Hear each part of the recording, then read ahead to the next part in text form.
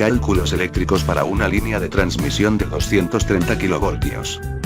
Durante este video se apreciará los cálculos eléctricos que se deben determinar para una línea de transmisión, obteniendo el conductor óptimo según su eficiencia y costo, así como el número y longitud de la cadena de aisladores. Se recomienda tener cuidado con las unidades. Para comprender mejor este proceso, se realizará a manera de ejemplo el diseño de una línea de transmisión desde Termopaipa hasta el municipio de Paz de Río, ubicada en el departamento de Boyacá, Colombia. Como se nombró anteriormente, se deben definir unos parámetros de diseño, los cuales se organizan en una hoja de cálculo de Excel, y están dados en el ejemplo por: longitud de la línea, 61,1 kilómetros. Potencia activa, 100 megavatios. Potencia aparente, dada por el cociente entre la potencia activa y el factor de potencia, 111,11 megavoltamperios.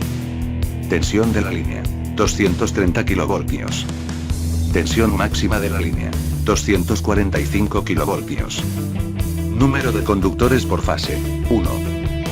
Magnitud de la corriente, dada por el cociente entre la potencia aparente y raíz de 3 veces el voltaje de línea, 278,91 amperios. Factor de potencia, normalizado a 0,9 en atraso. Distancia entre conductores. Distancia entre los conductores A y B, 14,2 metros. Distancia entre los conductores B y C, 14,2 metros. Y distancia entre conductores C y A, 11 metros. Corriente compleja, dada por la magnitud de la corriente y ángulo corresponde al coseno inverso del factor de potencia. En coordenadas rectangulares es 251,02 menos J 121,57 amperios. Con la magnitud de la corriente hallada se escogen 5 conductores que tengan una opacidad por encima de esta. Para el ejemplo se escogerán conductores de aluminio con núcleo de acero, ACSR, los cuales poseen una alta carga a la rotura. Los conductores escogidos fueron Dorking, Guinea, Toquerel, Brahma y Pigueón, cuyas opacidades son 317, 291, 306, 319 y 315, respectivamente. Dentro de las características que se encuentran en los catálogos, se halla la resistencia por unidad de longitud a 20 grados Celsius, a la cual se le aplica una corrección a 75 grados Celsius, dada por el producto de la resistencia del catálogo a 20 grados y el cociente entre la suma de la temperatura a la que se va a trabajar y 228, y la temperatura del catálogo más 228. Obteniendo así, distintos valores de resistencia corregidos para cada conductor. Ahora, la resistencia a lo largo de todo el tramo estará dada por la multiplicación entre la resistencia anteriormente hallada y la longitud de la línea.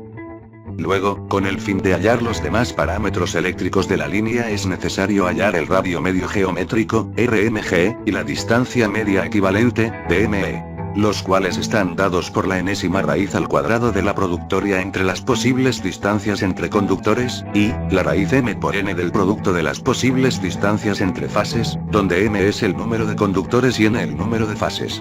El radio medio equivalente se puede encontrar en el catálogo, pero la distancia media equivalente debe ser hallada. Con estos valores, es posible encontrar la inductancia por unidad de longitud, para así hallar la reactancia inductiva y la admitancia capacitiva características de la línea. La inductancia está dada por el producto entre la permeabilidad del vacío sobre 2pi y el logaritmo natural del cociente entre la distancia media equivalente y el radio medio geométrico. Luego, la reactancia inductiva es el producto entre la longitud de la línea, la frecuencia angular y la inductancia por unidad de longitud.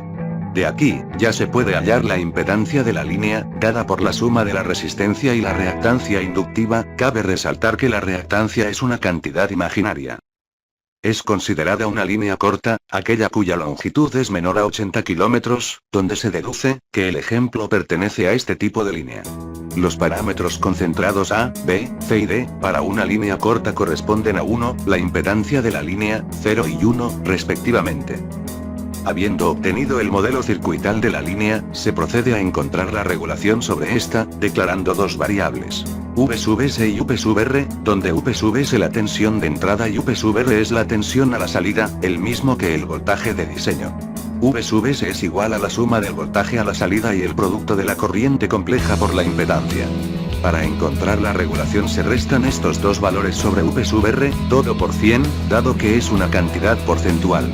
se observa que ninguno de los conductores excede el 5% de la regulación, por lo tanto aún no se descarta ninguno. Ahora, se aplicará el criterio de estabilidad, el cual consiste en multiplicar V sub S por V sub R por 0,5, todo esto dividido en la reactancia de la línea. Este valor se compara con la potencia nominal y debe ser mayor para que cumpla el criterio, como se puede observar. Luego, es necesario declarar algunas condiciones ambientales para poder aplicar el criterio térmico, como lo son la densidad del aire, la temperatura ambiente, la emisividad, que para el conductor de aluminio es de 0,5, la temperatura media, que como su nombre lo indica está dada por la media entre la temperatura ambiente y la del conductor, y otras variables ya declaradas, como el diámetro del conductor. Teniendo estos valores, se procede a encontrar los valores de calor por convección natural, la perdida y ganada por radiación, como lo indica la norma IEEE estándar 738 de 2012. Donde se debe aclarar que no aplica la ganancia de calor por radiación, debido a la ubicación geográfica de Colombia. Además, la resistencia con subíndice AVG, es la resistencia por unidad de longitud a 75 grados. Luego, la corriente por temperatura estará dada por la raíz cuadrada de la suma del calor por convección natural, más la pérdida de calor por radiación, dividido en la resistencia sub AVG. Pero, ¿para qué se han calculado todos estos valores? El criterio por temperatura indica que la potencia por temperatura está dada por la raíz de 3 veces la corriente por temperatura, multiplicado por el voltaje de diseño, por el factor de potencia. Y, el criterio por regulación indica que la potencia por regulación está dada por la raíz de 3 veces V sub S por la magnitud de la corriente por el coseno del ángulo entre el voltaje y la corriente.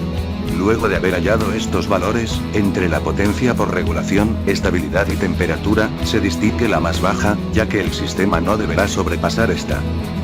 Luego, es necesario encontrar las pérdidas por efecto corona y Joule. El primero de estos se da cuando la potencia transmitida supera la rigidez dieléctrica del aire, este se vuelve conductor generando corrientes que se convierten en pérdidas. El efecto Joule produce pérdidas energéticas por calentamiento en los conductores. La tensión crítica disruptiva, capacidad, indica que si esta es menor al valor de la tensión nominal, las pérdidas por efecto corona son iguales a cero. Para hallar esta nueva variable es necesario conocer la densidad relativa del aire. El coeficiente de rugosidad del conductor, para cables se encuentra entre 0,83 y 0,87.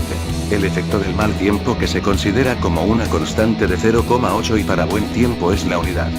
Finalmente, esta tensión crítica está dada por 29,8, por raíz de 3 medios, por el coeficiente de rugosidad del conductor, por la densidad relativa del aire, por el efecto del tiempo, por el radio medio geométrico, por el número de conductores, por el logaritmo natural del cociente entre la distancia media equivalente y el radio medio geométrico. Como se observa, ninguno de estos valores supera a la tensión nominal, luego estas pérdidas se desprecian. Las pérdidas por efecto Joule están dadas por la magnitud de la corriente al cuadrado, por la resistencia del conductor, por el número de horas al año, por la vida útil, considerada como 15 años, por el factor de pérdidas, dado por 0,7 por el factor de carga al cuadrado más 0,3 por el factor de carga, dicho factor de carga se considera 0,4 en Colombia. Las pérdidas totales están dadas por la suma de las pérdidas por efecto corona más pérdidas por efecto Joule, para este caso las pérdidas totales son iguales a las pérdidas por efecto Joule. Luego se halla la eficiencia del sistema con cada conductor, encontrando la razón entre la potencia de salida y la de entrada. Finalmente se evalúa el criterio económico para encontrar el conductor óptimo, donde se deben tener los precios del cable por unidad de longitud, para que al multiplicarse por la longitud de la ruta se obtenga la inversión inicial. De igual forma se lleva a valor futuro de 15 años para tener en cuenta la inversión por mantenimiento. De allí se concluye que el conductor con la mejor eficiencia y menor costo es el talking, pero si no se cuenta con los recursos económicos suficientes, el conductor guinea podría ser otra opción, ya que su regulación no es mala. Por último, para el cálculo de la cadena de aisladores, se consideran dos casos de nivel de aislamiento, el primero en zonas rurales con poca contaminación y el segundo en zonas contaminadas, cuyo nivel de aislamiento es de 2 cm por kilovoltio y de 5 cm por kilovoltio, respectivamente. Ahora, a partir del catálogo de aisladores poliméricos gama de cerámica, se obtuvieron las referencias que se observan, cada una con su distancia de fuga, donde el número de aisladores se escoge de acuerdo al producto entre el nivel de aislamiento por la tensión máxima, todo dividido en la distancia de fuga característica del aislador. Cabe resaltar que siempre se deben escoger múltiplos de 5 como se puede apreciar en el Excel. Estos fueron los cálculos eléctricos, muchas gracias.